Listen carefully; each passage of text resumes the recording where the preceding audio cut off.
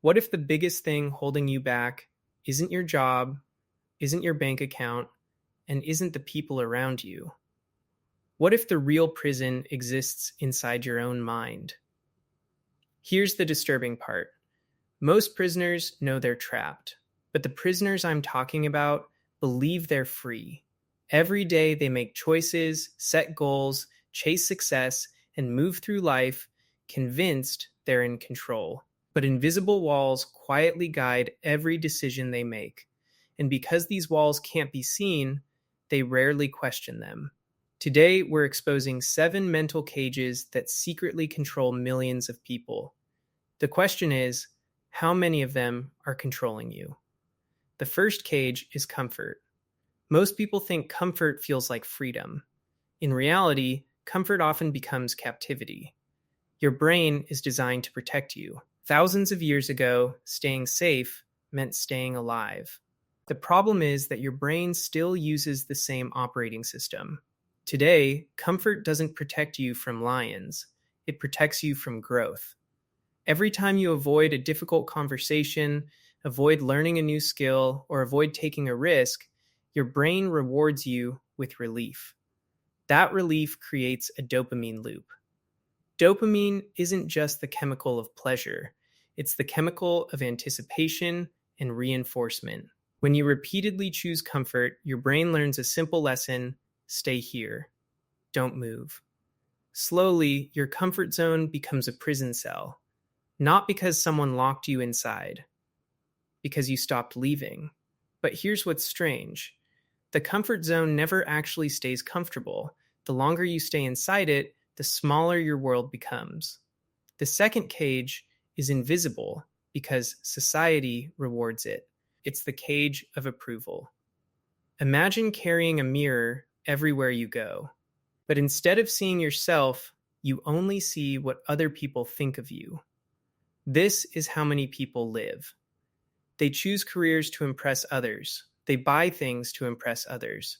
They hide their true opinions to avoid criticism.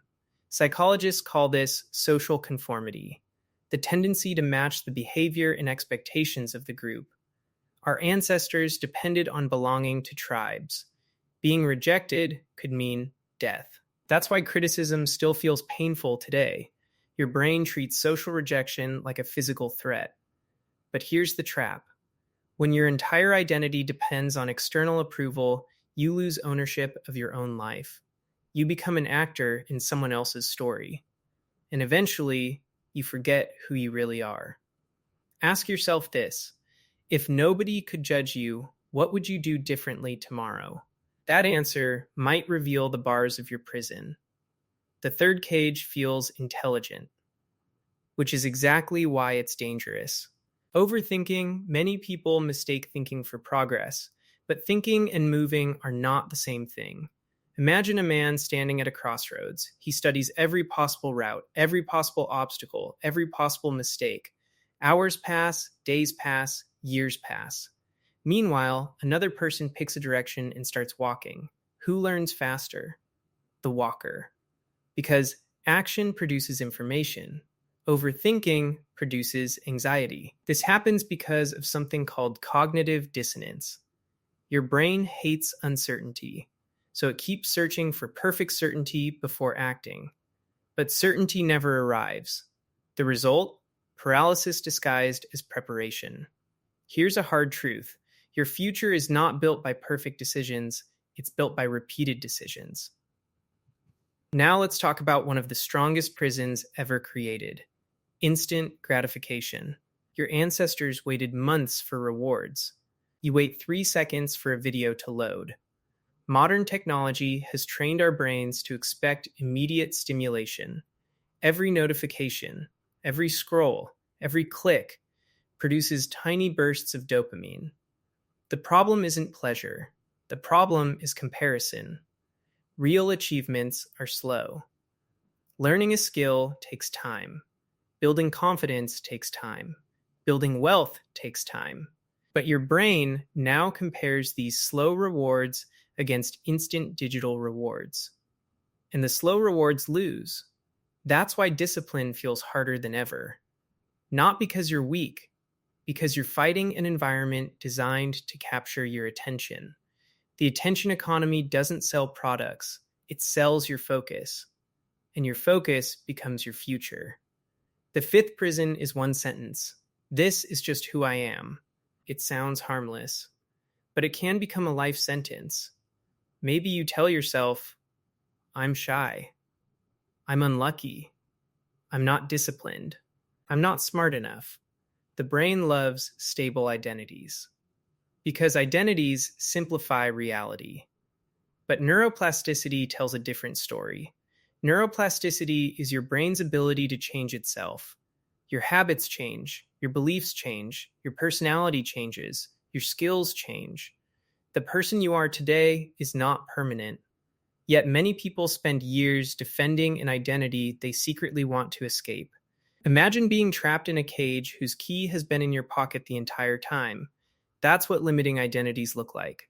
Fear is not the enemy. Fear is information. The real danger is obeying fear automatically. Most fears are predictions, not realities. Fear tells you what might happen, not what will happen. Yet people allow imagined futures to control present actions. They never start, never speak, never try, never grow. The tragedy isn't failure.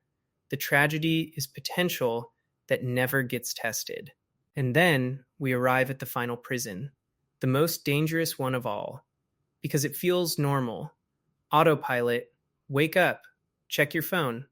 Work, scroll, sleep, repeat weeks become months. Months become years. Psychologists call this automatic behavior. Actions repeated so often they require almost no conscious thought. And while habits can help us, they can also quietly steal our lives. One day you wake up and realize you've been existing, not living. So here's a simple exercise. It's called the prison audit. Take a piece of paper, write down these 7 cages: comfort, approval, overthinking, instant gratification, identity, fear, autopilot. Now ask yourself one question. Which cage controls me the most right now? Circle only one, not 3, not 5. 1. Then write down one action you can take today that challenges that cage. Small actions create evidence. Evidence changes beliefs, and changed beliefs change lives. The most powerful prison is not the one with the strongest walls. It's the one you don't know you're inside. Freedom begins the moment you become aware of your cage, because awareness creates choice, and choice creates change. Most people will hear these ideas and continue living exactly the same way, but a small percentage will recognize one of these cages and decide to break it. Those people change their lives, because the first step toward freedom is seeing the prison. And now you've seen it.